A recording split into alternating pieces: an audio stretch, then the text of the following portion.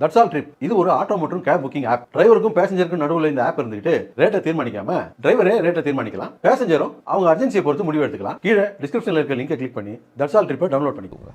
Ravi sir, தேமுதிக சூழல் முடிஞ்சிருச்சு. But இதுக்கான இடத்துல நீங்கள் டிடிவி கேட்கக்கூடிய தொகுதிகள், அதிமுக வலிமையாக இருக்கக்கூடிய பல தொகுதிகளை டிடிவி கேட்குறாரு. அந்த தொகுதிகளை எப்படி கொடுக்கும்? சைதா கேட்குறாருங்கிறது எங்கே கேட்டுச்சு உங்களுக்குன்னு தெரியல. அந்த மைக்கை கொஞ்சம் எனக்கு கொடுங்க, நானும் கேட்டுக்கிறேன். 2 தொகுதியில் பாராளுமன்றத்தில் என்டிஏல நின்றுருக்காரு. அந்த 12 சீட்லேருந்து 11 தானே அவர் கேட்க முடியும். இல்லை, சைதாப்பேட்டை, சோளிங்கர் ஒரே மாவட்டத்தில் இருந்து கொடுக்கக்கூடாதுங்கிறதுல இபிஎஸ் ஐயா தெல்ல தெளிவாக இருக்காரு. ஸோ ஆட்டோமேட்டிக்காக அதுக்காக அந்த 2 பாராளுமன்ற தொகுதியில் 12 இருக்குங்க, எனக்கே 11 கொடுங்க, அந்த ஏரியாவில் நான் தான் ராஜா அப்படின்ற மாதிரி வராது. அதில் எந்த மாற்று கருத்தும் இல்லை. டிடிவி 165 தொகுதிகளில் பார்த்தவர் தான், இப்போ தேர்தலில் இருந்தவர் தான். இப்போ கேள்வி என்ன அப்படின்னா, ஒரு விஷயத்தை கரெக்டாக தப்பாக பண்ணுறதுங்கிறது தான் இப்போ திமுக பண்ணியிருக்கு. கரூரில் காட்டிச்சு, இப்போ 2வது முறையாக பண்ணியிருக்கு. தேமுதிகவுக்கு 10க்கு கையெழுத்து போட்டுட்டு அதை இவர்களிடம் நான் பிரித்து கொடுக்குறேன்னு சொன்னால் இவங்கெல்லாம் டொனேஷன் கொடுத்தா மாதிரி ஆயிருக்கும். பெருமையோடு கொடுத்துருப்பாங்க, நல்லாட்சி கொடுத்தோம், அதை நம்பி நீங்களும் வந்திருக்கீங்க, வாங்க நாங்கள் ஒவ்வொருத்தரும் ஒரு தொகுதியை கொடுக்குறோன்னு சொல்லியிருப்பாங்க. இவங்களை கழுத்தை பிடிச்ச தொகுதியை வாங்கிட்டு அதை தூக்கி தேமுதிக கிட்ட கொடுத்தாரா? உதாரணத்துக்காக சொல்கிறேன், வேற ஏதாவது தப்பாக எடுத்துக்காதீங்க.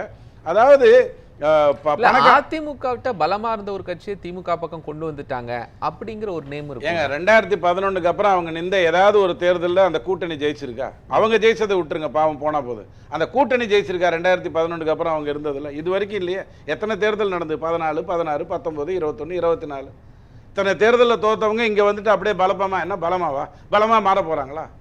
இதெல்லாம் தேவையில்லாத ஒரு வேலை. விஜயகாந்த் படத்தை நாங்கள் உபயோகிக்க போறோம், ஒரு 100 கோடி ரூபாய் அப்படின்னு ஒரு பேசியிருந்தா விஜயகாந்த் ஐயா படத்தை போடுறதுக்கு மட்டும் பேசிட்டு போயிட்டே இருந்திருக்கலாம். இப்போ 10 தொகுதியை கொடுத்து ராஜ்யசபா வேற கொடுத்து கூட இவங்க யாருமே இப்போ மனசார கொடுத்த மாதிரி நீங்கள் பண்ணியிருந்துருக்கணும்.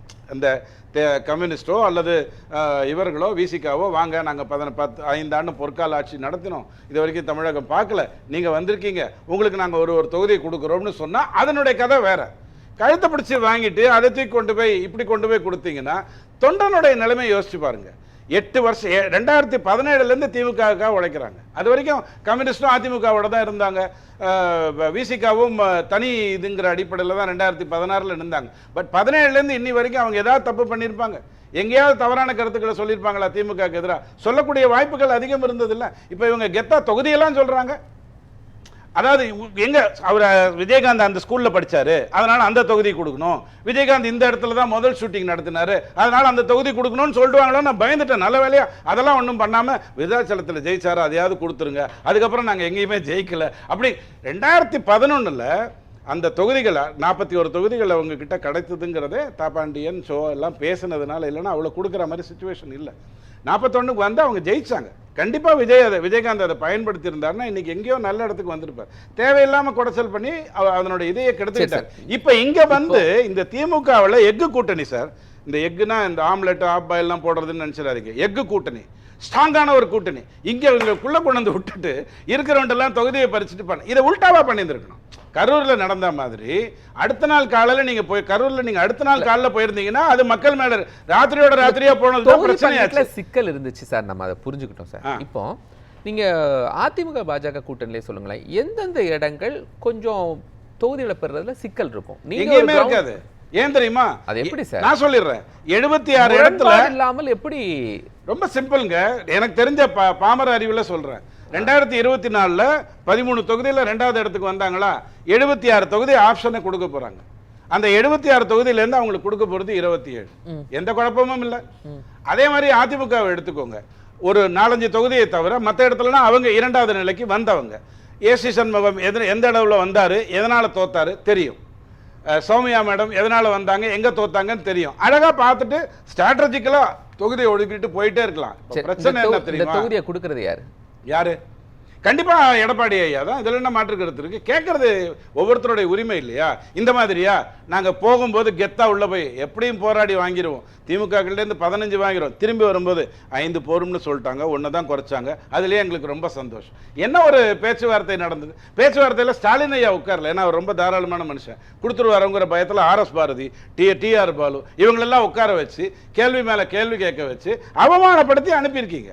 ஆனா அந்த 10 சீட்டை திமுக தானே நின்றிருந்தா கூட கவலைப்பட்டு இருந்திருக்காது. தேமுதிக இத்தனை கட்சிகள் குறைச்சு கொடுத்ததுனால நாங்க 3 தொகுதியில நின்றா போறோம், 400ல நிக்கலாம்னு நினைச்சோம், அவ்வளவுலாம் தொகுதி இல்ல, அதனால 3 தொகுதியில நிக்கிறோம்னு சொல்லி இருந்தா இதனுடைய கதையே வேற விதமா இருக்கும். இப்ப தூக்கி 10 கொண்டு போய் அங்க கொடுத்தது மிகப்பெரிய தவறு. இப்போ திமுகல எந்த தொகுதியை பெறுறதுல சிக்கல் இருக்கும்? நீங்க பாஜக யார்கிட்ட இந்த தொகுதியில நான் தான் போட்டியிடுவேன் அப்படின்னு ஒரு பிரச்சனை வரும்ல. இங்க பாருங்க, நீங்க நம்பர்ஸ் அவங்க சண்டை போட்டாங்க வாங்கிட்டாங்க, அது ஒரு கால்குலேஷன் சார். இப்ப எந்த தொகுதிகளை பெறதுல சிக்கல் இருக்கும்னு கேக்குறேன். ரெண்டு விதமா பதில் சொல்லுங்க. அது சொல்லுங்க. 2019, 21, 24ல நான் வந்து இந்த தொகுதியில எல்லாம் நின்றுருக்கேன். பாராளுமன்றமோ சட்டசபையோ நான் நின்றுருக்கேன். அந்த தொகுதிகளை எனக்கு கொடுங்கன்னு அவங்க கேட்க போறாங்க. இதோட திமுக மேட்டர் முடியணும் ஆக்சுவலா பார்த்தா. ஆனா காங்கிரஸுக்கு அப்படி இல்லை. காங்கிரஸுக்கு நீங்க கரெக்டா கால்குலேட் பண்ணீங்கன்னா 28 சீட்டு இப்போ அவங்களுக்கு எந்த சீட்டு கொடுத்தாலும் 10 சீட்டை தவிர மீதி 18 3 தேர்தலில் அவங்க நிற்காத மாதிரியே இருக்கும்.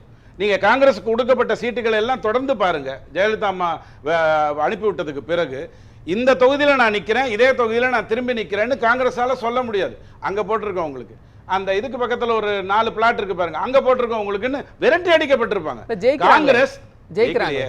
18 தொகுதிகளில் ஜெயிச்சிருக்காங்க. எந்த தொகுதிகளில் அனுப்பினாலும் அந்த தொகுதிகளில் ஜெயிச்சிருக்காங்கல்ல. இந்த 18 தொகுதியில் அவங்க ஜெயிச்சாங்கல்ல, 9 தொகுதிகளில் பாராளுமன்றத்தில் ஜெயிச்சாங்க இல்லையா? அதுல ஒரு 5 தொகுதியில வந்து பெரிய மார்ஜின்ல, அதாவது அதிமுக பாஜகவை விட அதிக வாக்குகள் வாங்கி ஜெயிச்சிருக்காங்க 5 தொகுதிகளில்.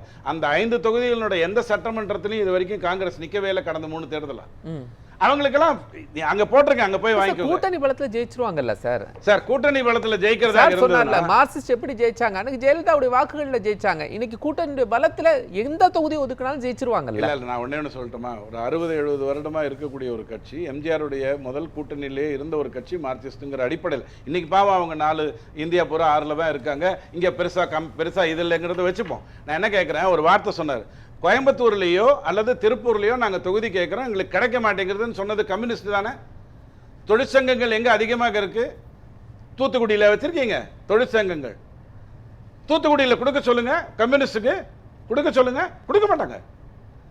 எல்லாமே நான் என்ன சொல்றேனோ அதுதான் தொகுதி. போன வாட்டி நின்றதுல ஒரு 3 வேணா நீங்க எடுத்து வாங்கிக்க. தொகுதி தெரியும் போதுதான் இன்னும் மோசமா தெரியும். நீங்க எண்ணிக்கைக்கு தான் இவ்வளவு சண்டை நடந்ததுன்னு நினைக்கிறீங்க. கண்டிப்பா எண்ணிக்கைக்கு சண்டை நடக்கல. அது ஏற்கனவே தோத்து போச்சு. முதல்லயே அழகா தேமுதிக கொடுத்துட்டு இவங்க கிட்ட குறைச்சு கொடுத்துருந்தா கதை வேற உல்டா பண்ணதுனால அசிங்கமாயி போச்சு. ஆனால் தொகுதிகள் வெளில வரும்போது தான் உங்களுக்கு ஆச்சரியங்கள் இருக்கும். சரி, ஏன் பாஜக செல்வாக்குள்ள இடங்கள்ல அதிமுக கேட்கிறோம், அதிமுக செல்வாக்கு இருக்கிற இடத்த பாஜகவை ஏன் கேட்க முடியாது? 2001ல ஜெயலலிதா அம்மா இதைத்தான் சொன்னாங்க, நானும் நீங்களும் கூட்டணியில நிக்கிறோம்னு சொன்னா நீ ஜெயிக்கக்கூடிய தொகுதியில நானும், நான் ஜெயிக்கக்கூடிய தொகுதியில நீ நின்றா தான் அது கூட்டணின்னு சொன்னது ஜெயலலிதா. ஜெயலலிதா ஃபேக்டர் வேற சார். 2024ல பாஜக போட்டியிட்ட அந்த மக்களவை தேர்தல் போட்டியிட்ட பல தொகுதிகளை அதிமுகவோட அதையும் வாங்கியிருக்காங்க. இங்க பாருங்க, கிட்டத்தட்ட 19 தொகுதி வரும். சார் கேட்குற மாதிரி டி நகர் தொகுதிக்கு பிரச்சனை வருது, என்ன பண்ணுவாங்க? டி நகர்ல பாஜகல இருந்து யார் இருந்தாலும் ஈஸியா வெற்றி பெற்றுருவாங்க. காரணம், கடந்த 3 தேர்தலாக இந்த லாஸ்டா நடந்த 2024 தேர்தலையே பாஜகவுடைய அதிமுகவுடைய வாக்குகளை கூட்டினீங்கன்னா திமுக விட அதிகமா இருக்கு. தான் தோத்தாங்க. அதிமுக மாவட்ட செயலாளர் இங்க பாருங்க, சத்யா, இப்படி ஒவ்வொரு இடத்துலயும் வரும்ல. நாளைக்கு தொகுதியை அறிவிக்கும் போதுதான் நீங்க அதை பத்தி பார்க்க போறீங்க. இப்ப அடுத்த கிளைமாக்ஸ் உங்களுக்கு எங்க வரப்போகுதுன்னா, இங்க தொகுதி எடுத்த அறிவிச்ச உடனே இவங்க எல்லாம் அழுதுகிட்டோம், அங்க தொகுதியை அறிவிச்ச உடனே அவங்க எல்லாம் சிரிச்சுக்கிட்டும் இருக்க போறது தான் நாளைக்கு நடக்க போகுது. ஏனால் பேச்சுவார்த்தையில் எண்ணிக்கை மட்டுமல்ல, தொகுதிகளுடைய பெயர்களும் சேர்ந்துதான் பேசப்பட்டு தான் வந்திருக்கு. அதுல எந்த மாற்று கருத்தும் இல்லை. இப்ப கேள்வி என்னன்னா, நான் வந்து இப்ப 28 காங்கிரஸ் நின்றாங்க, 27 பிஜேபி வாங்கினது எடப்பாடி ஐயாவுடைய கெத்துன்னு சொல்றீங்க. அப்படி பார்க்க கூடாது. போன முறை பிஜேபிக்கு எத்தனை சீட் இருந்தது 2021ல? அதை விட இப்ப அதிகமா வாங்கியிருக்காங்கன்னா வளர்ந்திருக்கிறத எடப்பாடி ஐயா உணர்ந்திருக்காருன்னு தானே அர்த்தம். ஏத்தி கொடுத்தவர் புத்திசாலியா, குறைச்சு கொடுத்தவர் புத்திசாலியா? குறைச்சு கொடுத்தது பாசிசம் தானே. அப்ப அப்படித்தான் நீங்க ஒரு விஷயத்தை பார்க்கணும். காங்கிரஸோட நான் போட்டி போடணுங்கிறது இல்ல. இப்ப போட்டி எங்க தெரியுமா வரப்போகுது? ஐயா எடப்பாடி ஐயா 175ல நிக்கிறேன்னு சொன்னாருன்னு வச்சுக்கோங்க, திமுகவால 175ல நிக்க முடியாது. இப்போ கூட்டி குறைச்சி பார்த்தீங்க அப்படி சொன்னா 175க்குள்ள நிக்க முடியாது. ஆனா அதுல ஒரு போட்டி வரும். அதுக்காகத்தான் இத்தனையும் நடந்திருக்கு. இந்த தேமுதிக வாங்கி கொடுக்கறதுக்காக இங்க குறைச்சதுல நடக்கல. கடைசியா நான் 175ல நின்றாகணும். ஏன்னா அதிமுகவோட ஒரு தொகுதி நான் கம்மியா நின்றா கூட நான் அடிமைன்னு உலகத்துக்கு புரிஞ்சிடும். இது கூடாது அப்படிங்கிறது தான் என்னுடைய. இது அத்தனையுமே இந்த 3 சீட்டு விளையாடுறாங்க இல்லையா, அவங்க டாக்டிக்ஸ் இது எல்லாமே. ஒருத்தருக்கு ஒருத்தர் கண்ணை காட்டிட்டு அவனை கவுத்து விடுறது இவனை கவுத்து விடுறதுன்னு ஒரு விஷயம் நடக்கும் பாருங்க 3 சீட் அடுக்கும்போது அத மாதிரியான விஷயம் அரசியல் பேரத்தில் வந்துருக்கு. கேவலமா இருக்கு, அசிங்கமா இருக்கு. நன்றி சார். இல்லை முதல்ல அமித்ஷா ஐயா டெல்லியில் நீங்கள் தமிழ்நாட்டுக்கு வந்து தான் தேர்தல் கூட்டணியை பற்றி பேசினார். அப்போ எடப்பாடி பேசவே இல்லையே, வாய மூடிட்டு இருந்தார் அப்படின்னு விமர்சித்தவங்க இப்போ அவரை பேச விட்டுருக்காங்க அப்படின்னு பேசிகிட்டு இருக்காங்க. பரவாயில்ல. எனக்கு கமலஹாசன் ஐயாவுடைய அறிவிக்கை ரொம்ப பிடிச்சிருந்தது. என்னோடது சார்ஜபிள் பேட்டரி, ஆனால் சார்ஜ் போட முடியல. அதை வந்து நிபந்தனையின்றி நான் ஆதரவு கொடுக்குறேன், ஆனால் அவங்க ஒரு நிபந்தனை கொடுத்தாங்க, உதயசூரியனில் நிற்கணும் நிபந்தனை கொடுத்தாங்க. அந்த நிபந்தனை நான் மறுத்தேன்னு சொல்லியிருக்கணும். அவர் பாஷையில் என்ன சொல்லிட்டாரு, நிபந்தனையின்றி ஆதரவு அப்படின்றார். இப்போ நேரடியாக மோத மாட்டேன், நேரடியாக தேர்தலில் நிற்கல அப்படின்னா ராமர் மாதிரி மறைஞ்சு இருந்து தாக்குவாராங்கிறத அப்புறம் பார்த்துப்போம். ஒரே ஒரு விஷயத்துக்கு மட்டும் ரொம்ப முக்கியமாக பதில் சொல்லணும்.